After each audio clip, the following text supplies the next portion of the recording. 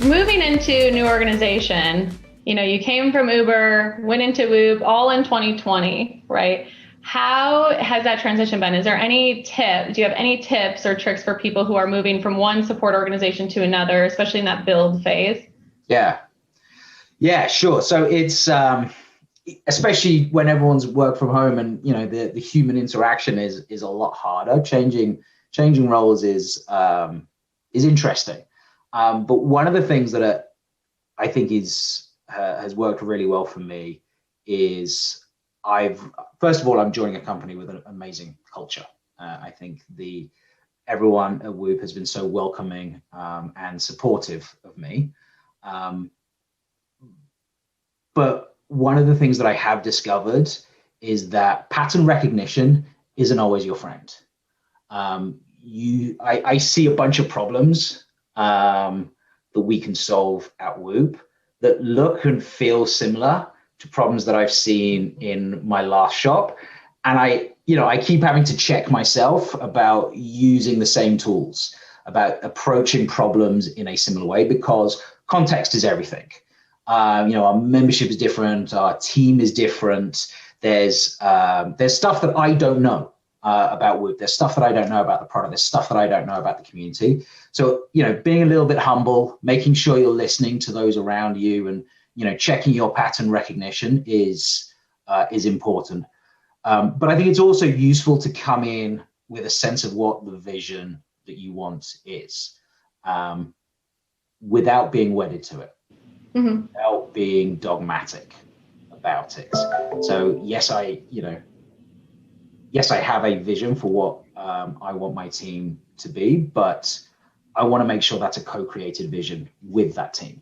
And that's at all levels within the organization, because we are lucky enough that our membership services organization is small enough right now that we can do that in a meaningful way.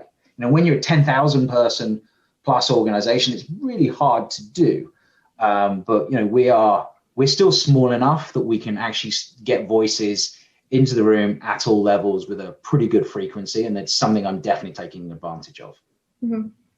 That's great. And I think when I think about what you said, it's really interesting when you look at it and think how you sometimes lose sight of the consumer, because as you grow, you're further and further from the customer. And so you taking tickets, I think, is as simple as that seems. I think it's one of the easiest things people can do, to what you're saying. Am I just replicating what I did at another organization to solve a similar problem?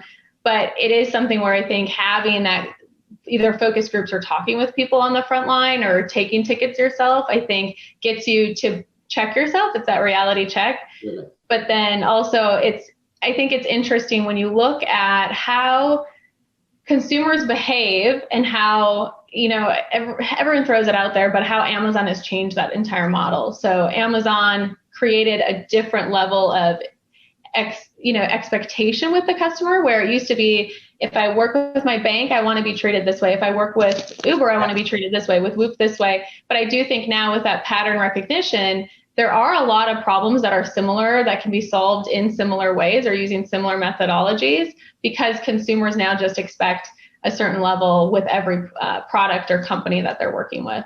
Yeah, absolutely. And look, I'm all for continuing to raise the bar on consumer expectations, because it gives us interesting problems to solve. Yeah. It's otherwise the job would become boring. So yeah, keep holding us accountable, I say.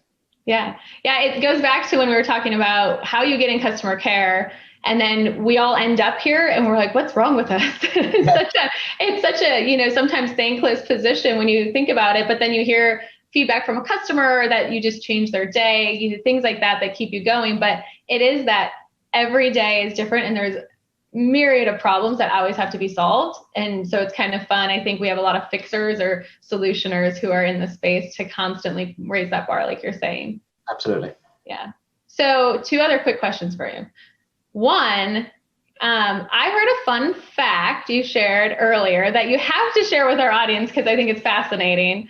But do you want to share a little bit about, because you've lived all over the globe. So I think that leads also to, what you're doing from a support structure, because you have such a good, worldly culture. But can you talk a little bit about the places that you've lived or your fun facts? Yeah. So Yeah, my party fact, I guess. So I've lived in 6 of the 7 continents in the world, depending on how you define lived.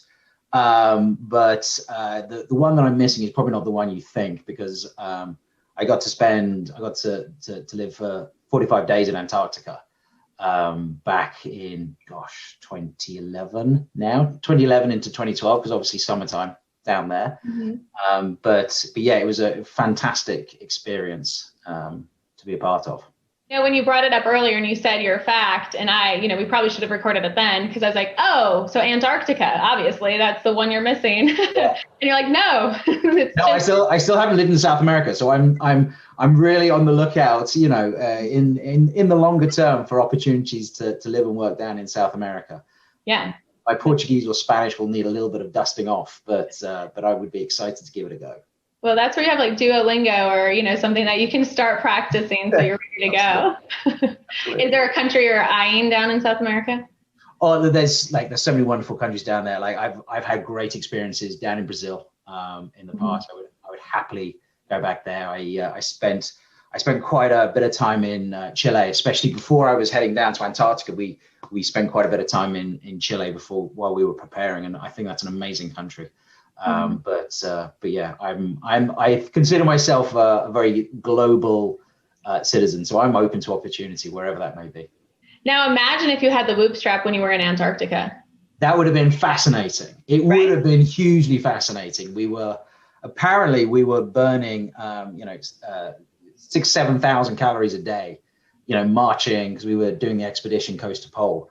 And so yeah, I would have loved to have seen my strain data while I was down in Antarctica, but maybe it's an excuse to go back sometime with the wheat strap.